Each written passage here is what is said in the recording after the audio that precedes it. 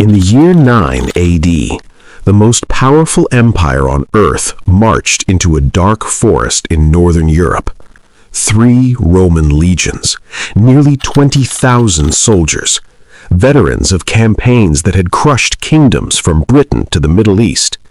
They carried iron discipline, perfect formations, and the reputation of an army that almost never lost. Their enemy? Scattered tribal warriors. No uniform army, no massive cities, no grand empire, just forests, mud, and about 15,000 fighters. By every calculation of ancient warfare, this should have been a massacre. And it was. Just not the one Rome expected. Within 3 days, an entire Roman army would vanish. 3 legions would be wiped from history, and the Roman Empire would quietly abandon its dream of conquering northern Europe forever. This is the story of how a forest became the deadliest battlefield Rome ever entered. To understand the disaster that unfolded in the forests of Germania, we first need to understand one thing. Rome did not believe it could lose. By the early 1st century AD, the Roman Empire was a machine of conquest. Under the rule of Augustus, Rome had expanded further than ever before. Professional legions marched across continents. Each legion was a terrifying instrument of war, around 5,000 heavily trained soldiers. Equipped with short stabbing swords, large rectangular shields, throwing spears called pila. But their real strength wasn't their weapons. It was their discipline and formation. Roman soldiers fought like moving walls of iron, tight shield formations, precise maneuvering, orders executed instantly. Against tribal warriors who fought individually and emotionally, Roman tactics were devastating. So when Rome moved into the territory east of the Rhine River, the outcome seemed obvious. The region the Romans called Germania was divided among many tribes. They had warriors, they had courage, but they lacked unity. Roman commanders believed the conquest of Germania would be simple, just another frontier province. And overseeing that new province was a Roman governor named Varus. Publius Quintilius Varus was not primarily a battlefield commander. He was an administrator. His job was simple: turn Germania into a Roman province, collect taxes, enforce Roman law, maintain order. He believed the region was already pacified, but among the tribal leaders who appeared loyal to Rome, one man was planning something extraordinary. His name was Arminius. Arminius had grown up inside the Roman world. As a young man, he had served in the Roman military. He knew their tactics. He knew their discipline. He knew their weaknesses. Rome even trusted him. They had given him Roman citizenship. They had given him command over auxiliary troops. To Roman officers, Arminius was proof that Germania was becoming civilized. But Arminius had another plan. Instead of helping Rome rule Germania, he decided to destroy a Roman army. But here's the shocking part. Arminius didn't plan to defeat the Roman legions in battle. He knew that was impossible. Instead, he designed something far more dangerous, a battlefield where the Romans could never fight properly at all. To understand Arminius's plan, you must picture the terrain of ancient Germania. This was not open land, not farmland, not rolling plains. It was dense wilderness, thick forests, swamps, narrow muddy paths twisting between trees. For a Roman legion, this environment was a nightmare. Roman warfare depended on space. Legions needed room to form battle lines, room to maneuver, room to deploy their disciplined formations.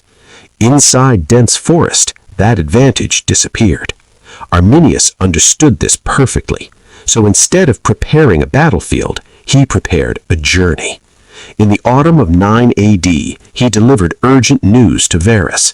A rebellion had broken out among distant tribes. Villages were rising against Roman authority.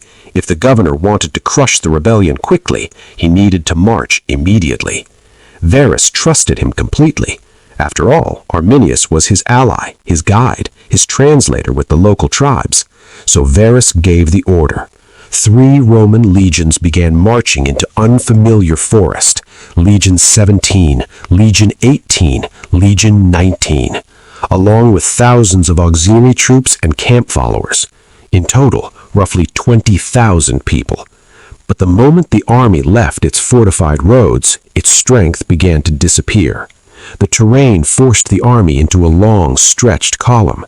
Instead of marching in tight formations, soldiers were spread across miles of narrow paths. Supply wagons slowed movement. Rain began to fall. The ground turned soft and slippery. Heavy Roman armor became a burden. Meanwhile, Arminius disappeared. He claimed he was gathering allied warriors, but in reality, he was assembling something else: an army. Germanic tribes from across the region, warriors who knew every tree, every swamp, every hill. When they were ready, Arminius returned to the forest, not as a Roman ally, but as the architect of one of the most devastating ambushes in history. The first attack came suddenly. As the column moved through dense forest, war cries exploded from the trees. Spears and javelins rained down. Germanic warriors charged from hidden positions. The Romans tried to form battle lines, but they couldn't. The forest was too tight, the column too long. Units were separated from each other. Some soldiers fought alone, others never even saw the enemy before being attacked. The Romans managed to fight their way into a temporary camp that night, but the situation was already collapsing. Rain continued to fall. The ground turned into deep mud. Heavy armor became a burden with every step. The next morning, the Romans tried to continue their march toward safety, but Arminius prepared something terrifying. The attacks never stopped. Instead of one battle, the Romans faced dozens of small ambushes. Warriors appeared from forests, threw spears, disappeared again. Roman formations dissolved, communication broke down, panic spread along the column. By the third day, the Romans reached a narrow strip of land near a swamp. This was exactly where Arminius wanted them. Germanic warriors had secretly built a hidden earthen wall along the forest edge.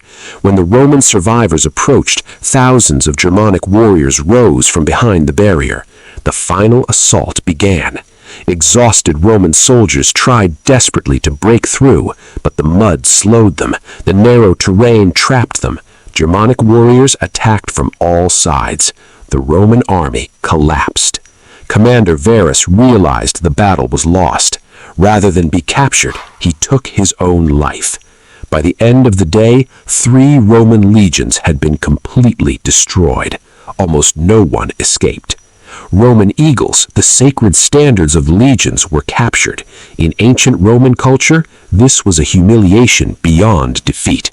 When news reached Emperor Augustus in Rome, ancient historians claim he shouted in despair, "Varus, give me back my legions." But the legions were gone, forever. The Battle of the Teutoburg Forest changed European history.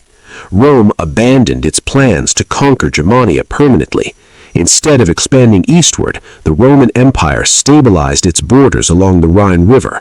That line would remain a dividing frontier for centuries. In many ways, the battle helped shape the cultural map of Europe. The lands east of the Rhine would develop differently from the Romanized West, and it all began with a trap in the forest, a battlefield where a commander understood something simple but powerful. The strongest army in the world is helpless if it cannot fight the battle it trained for. Tactical Animation Map Guide. A large red block represents the Roman legions marching through Germania. A long, thin line shows the army stretched across forest paths. Small blue arrows represent Germanic warriors hidden in forest positions. Red Roman column begins breaking into separated segments. Roman forces are shown entering a narrow strip between forest and swamp. A hidden defensive wall appears.